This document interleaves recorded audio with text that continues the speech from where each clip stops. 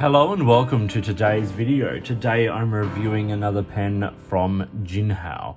Now I've looked at a lot of Jinhao and Jinhao have been doing awesome things over the last year or so, really upping their game. And this pen probably is, in a lot of ways, the biggest game changer of them all. Firstly, this is the best presented Jinhao I've ever purchased. I see a lot of other reviewers getting Jinhao pens and they come in like little boxes and things like that. When it's shipped out to Australia, very rarely do we get them in boxes. Like, they're always just in like a little plastic sleeve or something like that. This one's come in a nice box. Plastic sleeve over a hard plastic box. You can see there, Jinhao with some actual information about, about Jinhao, which is kind of great. Open it up, you get some instructions and all of that kind of stuff, which always handy, particularly for those people who are new to fountain pens. And Jinhao is one of those brands you explore when you're new to fountain pens. And then this is the pen. Once again, in a plastic sleeve, you can see there, Jinhao 9019 Dadao series. So this is the pen. I'm going to talk about the parts and features. I'm going to do a writing sample size comparison, all that kind of stuff, and talk about a few pros and cons. First thing, this is a big pen. And yes, it is reminiscent of other pens, both from Jinhao and other brands. I'll talk a little bit about that later. But starting at the pen, simple cap, domed cap. Cap swells out, and it swells out a lot, to a gold center band that says Jinhao Dadao number 9019. It's a simple sort of laser engrave. It's not the neatest laser engraving going around, but it is very clear. The clip is cut into the cap there, and it's a clip that is reminiscent of Pilot and Namiki clips. Like here's the 823. It's a very similar clip. It's just a touch longer and it's got a slightly sharper angle to it, but very, very reminiscent. The body of the pen continues along into like this slightly swollen sort of shape and then tapers down to once again, a nice dome. It's a very simple cigar-shaped pen. Now the camera, I'm not sure if the camera's picking up the color particularly well, but it is a dark navy blue, this one. It comes in a range of different colors, ranging from simple blacks to some beautiful actually transparent colors as well. This has the gold trim on it, as you can see. It is a screw cap and it comes off in about 2.5 turns, and then reveals a nice big section, some smoothish threads, taper down, and then a Jinhao number 8 size nib. This is the finer. I think it also comes in medium. This is the same nib that was on the X159 here. You can see it's the same, well, the two-tone version, but the same size and all of that. Now the pen does post, and it makes it quite a big pen, but it posts relatively securely. But yes, it is a big pen. It's a big pen to start with, and then posted it becomes a very big pen. But because this is a simple, well, plastic pen, it's not overly heavy at all, and the balance is actually pretty decent like that. We unscrew the body now, and there's an O-ring here which like really tightens it down, so it feels very secure. Metal threads going into plastic, and then this converter. This is the star for me of this pen. This is a big step. This is a unique converter to this pen, and it looks great. It's hidden away. It could just be simple injection molded plastic and just a big version of the standard Jinhao converter. I'll see if I can I'll put them alongside each other here just so you can see. With the 159 standard Jinhao converter, the new converter in the 9019. It's fabulous. Also, I should say that converter is threaded, and hopefully I won't get too much ink anywhere. But you can see that is a threaded converter, so it screws in nice and secure into the body of the pen there. So I have two pens here to show it alongside. First is, of course, the Lamy Safari. So we get a standard sort of stock size of what this pen actually looks like. And then the Jinhao X159. So you can see it is a big pen. It's longer than the Lamy Safari by, a good number of, I think it's about 5 or 6 millimeters. Same sort of length as the X159, but definitely it's actually got more girth to it for sure. Now we see them uncapped, and actually it comes in around the same sort of length there as the uncapped Lamy Safari, but with that number 8 size nib. That means two things. Firstly, it means your distance from the page when holding the pen is a lot more comfortable, and that's why the number 6 size nib for me is like the Goldilocks zone of this. You're a nice distance away from the page, so you're not feeling like you're cramping down on the page.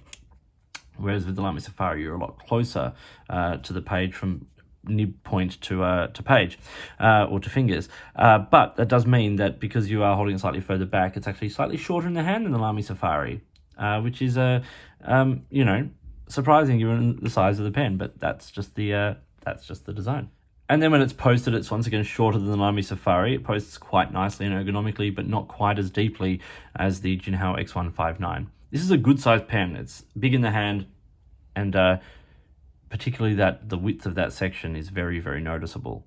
So what are the dimensions of the Jinhao 9019? Well, it is 147 millimeters when it is capped. So it's a big size pen. It's 130 when it is uncapped. So once again, very, very comfortable. I would be surprised if there are too many people who find this too small in their hand. And it is 169 when it is posted. Good big pen. When it's posted, you do feel the edge of the cap there on your hand. It's not sharp, but you definitely do feel it, but you don't feel those threads necessarily. But that section, it's huge. It's 13 to 14.5 millimeters. So it's a big section, and it's got quite a strong taper on it. So you definitely feel it you feel it narrowing as you go. The pen weighs 34 grams, so it's got a nice weight to it. And a lot of that weight, I will say, is in the body because of that big converter and all of that. So 22 grams is in the body and 12 is in the cap. Now, because it's a third of the pen's weight on the back there, but because it is a generally lightweight pen, you can sort of feel the balance is evenly distributed. So while my preference is for pens that have a bit more weight in the nib section there, or the grip, this is okay because it's not super heavy on the back. Time for a writing sample now with the Jinhao Dadao series 9019 with a number 8 steel nib, and this is a fine, and the ink in this is Mont Blanc, and this is Midnight Blue, the blue black, which is an ink I really enjoy.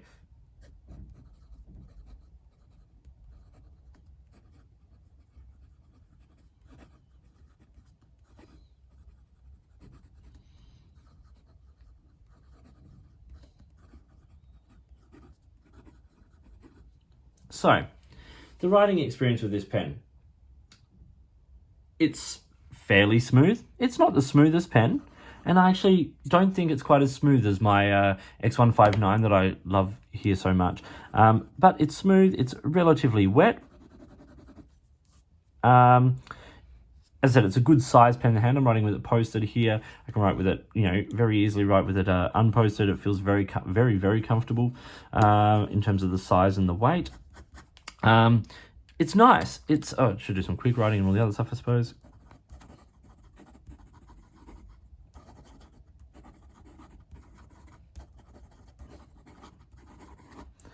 Okay, some things there to discuss.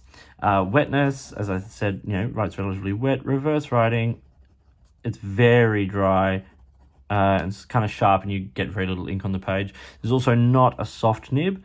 You can apply some pressure, but you're really only putting more ink down on the page. But one thing you will have noticed, a couple of things here, is firstly, there's the odd hard start up here, some points where it kind of skips with the faster writing. It's not the most this particular one, and I'm sure it is just this one, but as I've said in the past with reviews, I can only review the pen I have in my hand. And what that speaks to is things like quality control. Now, Jinhao is a budget pen brand. They made in China. They sell pens at incredibly reasonable price points. The quality control is not going to be the same as it is for higher end brands that spend money on that. But the inconsistency, this is just something you have to be aware of with Jinhao and the nibs. The X159 number 8 nib writes flawlessly and beautifully. This one, hard starts and skips a little bit occasionally. That's just the way it is. And if I bought 5 of these, 4 of them would probably write incredibly well, and 1 would write like this, which is still great. And I still use this because these aren't insurmountable problems for me, but it's just something to be aware of. So I mentioned an incredibly good price point for Jinhao and these pens. Now, Jinhao have released a huge range of pens over the last year or so. The 82, which is the Sailor Pro Gear Slim knockoff, which retails for around the $5 Australian. The X159, which changed the game. You've got the X850 and 350 for around the $10 to $15 price. This pen, with a number 8 size nib, big pen, lots of pen, great converter, all of that, around the $15 Australian mark. That's amazing value, like amazing value. So it does go up in price from that, but that's sort of the middle low price that I have seen for this pen. So that's what you can get it for if you look around.